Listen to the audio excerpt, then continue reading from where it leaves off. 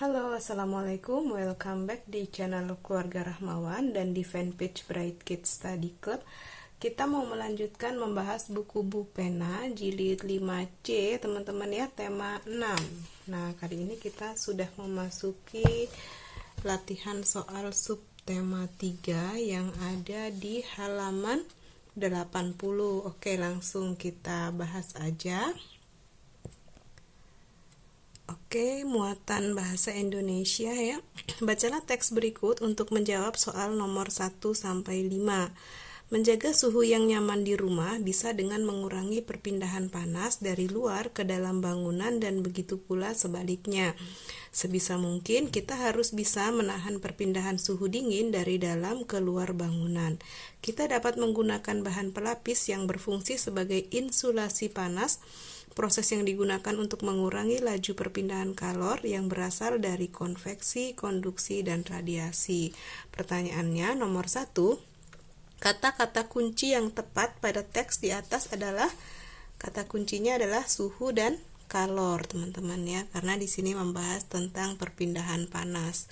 Lalu nomor 2, kalimat tanya yang tepat untuk teks di atas adalah, kalimat tanya yang tepat adalah bagaimana cara mengurangi perpindahan panas ke dalam ruangan. Lalu nomor 3, pokok pikiran pada teks tersebut adalah, pokok pikirannya adalah menjaga suhu yang nyaman di rumah bisa dengan mengurangi perpindahan panas dari luar ke dalam bangunan dan sebaliknya. Lanjut nomor 4. Simpulan dari teks tersebut adalah, nah simpulannya adalah sebisa mungkin kita harus bisa menahan perpindahan suhu dingin dari dalam ke luar bangunan.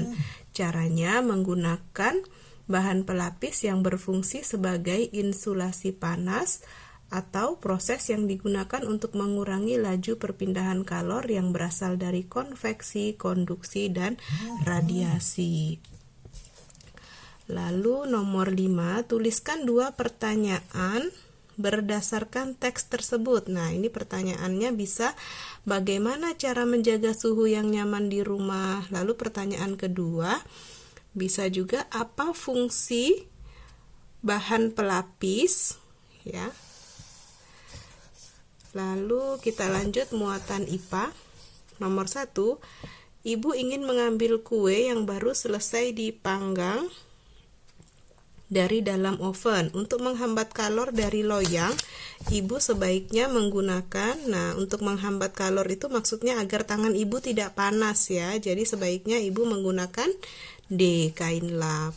Lalu nomor 2, salah satu contoh kegiatan yang dilakukan untuk mempercepat perpindahan kalor adalah, nah untuk mempercepat perpindahan kalor ini adalah yang B ya, membungkus daging ayam yang ingin dipanggang dengan aluminium foil. Kalau dibungkus aluminium foil lebih cepat panas daging ayamnya, jadi lebih cepat matang.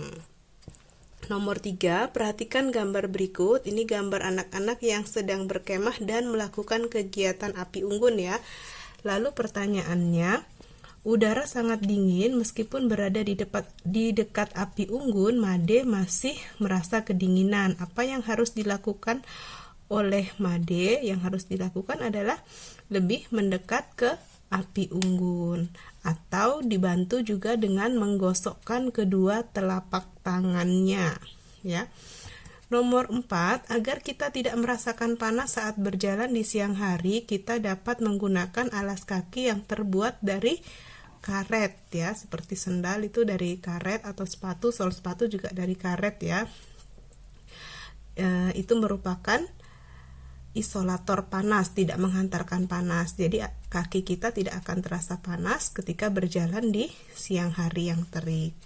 Nomor 5, mengapa alat-alat dapur seperti penggorengan dan panci banyak terbuat dari bahan aluminium? Jawabannya, karena aluminium cepat menghantarkan panas. Oke, kita lanjut ke muatan SBDP ya. Perhatikan gambar sampul buku di samping. Ilustrasi yang sesuai dengan sampul buku di samping adalah, ilustrasi yang tepat adalah apa nih? 2 anak sedang mencatat hasil kegiatan ya. Ini ada mereka seperti sedang melakukan percobaan lalu mereka mencatat hasilnya. Nomor 2, unsur pada sampul buku yang ditulis dengan ukuran huruf lebih besar daripada unsur lainnya adalah judul buku ya. Biasanya judul buku yang lebih besar daripada yang lainnya. Nomor 3, alat pada gambar di samping digunakan untuk menggambar dengan teknik, nah ini krayon ya, gambar krayon berarti dengan teknik kering. Lalu nomor 4, mewarnai gambar dengan teknik basah pada media gambar kertas HVS mudah rusak karena kertas mudah robek jika terlalu banyak cat air ya. Lalu nomor 5, perhatikan sampul buku di samping, setelah itu kerjakan soal-soalnya. Apa gambar pada sampul buku tersebut? Gambarnya adalah sekumpulan anak-anak yang sedang bergembira mengikuti lomba balap karung. Lalu pertanyaan B, tuliskan makna yang terkandung pada gambar tersebut. Makna yang terkandung adalah berkompetisi untuk menjadi pemenang. Lalu untuk muatan IPS nomor 1, bentuk interaksi antara manusia dengan lingkungannya terjadi antara, nah dari gambar ini berarti antara nelayan dan laut ya. Next. Nomor 2, contoh interaksi manusia dengan lingkungan yang dapat menimbulkan dampak kurang baik. Yang dampak kurang baik adalah C, membuang sampah sembarangan ya. Lalu nomor 3, masyarakat menggunakan transportasi umum untuk mengurangi kemacetan di jalan. Interaksi manusia dan lingkungannya ini biasanya terjadi di daerah.